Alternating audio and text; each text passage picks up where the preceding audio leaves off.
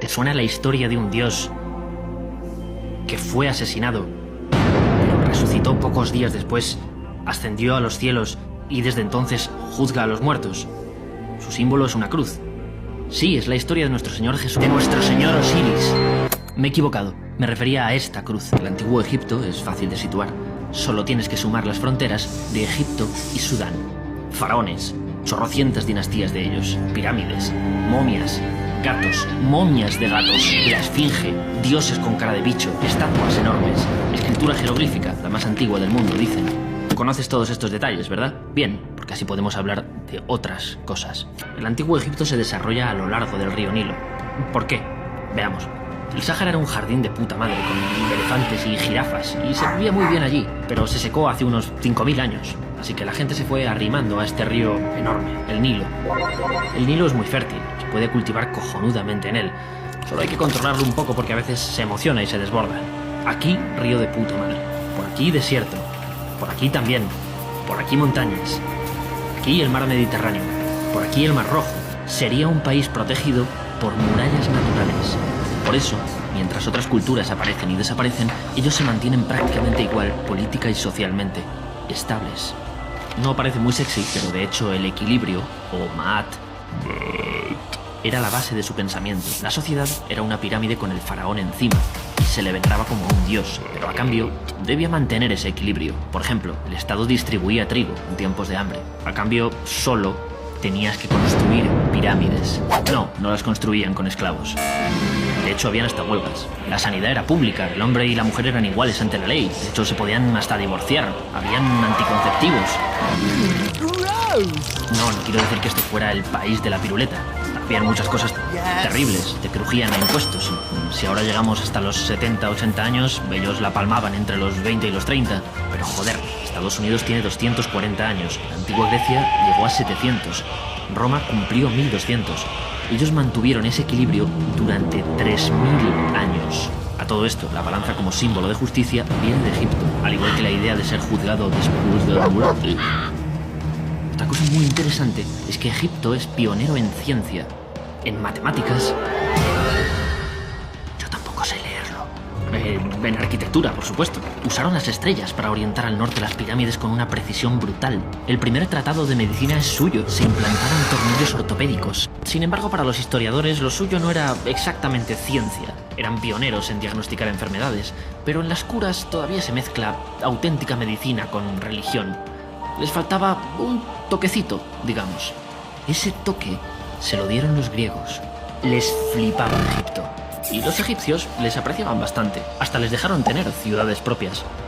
Muchos de ellos, como Herodoto, Pitágoras, Tales de Mileto o Platón, pasaron buenas temporadas empollando aquí. Y comenzaron a traerse cosas de Egipto, pero despojándolas de religión y magia, dándoles un toque racional. Simplemente copiaban. Hay autores, algunos un poco polémicos, que dicen que sufrimos helenocentrismo o eurocentrismo, que pensamos que los griegos son la polla, pero quien estaba detrás eran los egipcios. Bueno, lo que sí está claro es que los egipcios fueron la polla mucho antes de encontrarse con los griegos. Sin embargo, cuando los persas les invadieron, fueron los griegos quienes les liberaron. Alejandro Magno, concretamente. Fue muy bien recibido, a pesar de que lo que estaba haciendo era invadirles también, metiéndoles en su gran imperio. Alejandro funda Alejandría, el Harvard de la época, el sitio más guay del Mediterráneo para estudiar.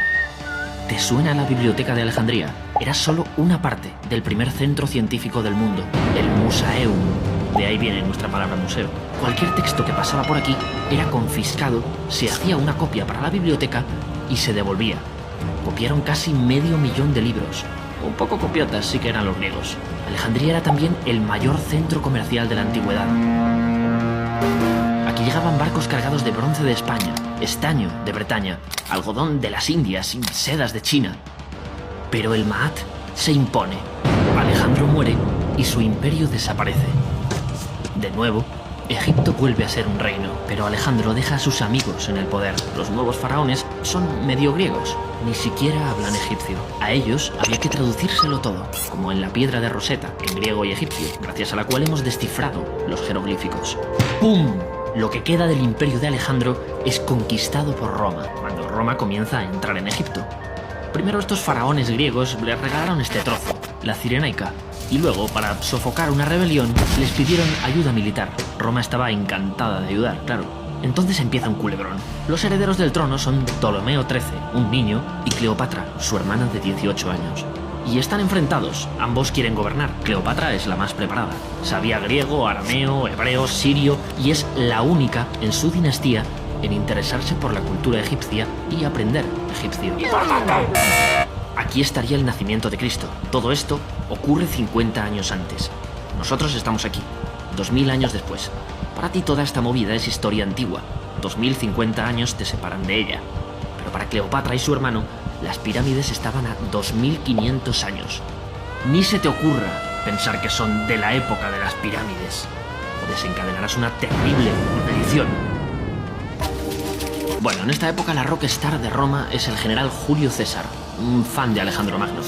Esta época es la hostia porque es un conflicto entre dos mundos. Dentro de Egipto, el choque del Egipto de toda la vida, con sus dioses y su cultura, contra estos faraones medio griegos que no eran especialmente queridos. Por otra parte, el choque de Egipto, civilización de 3000 años, con Roma, cultura joven de solo 700 años. Se nos acaba el tiempo.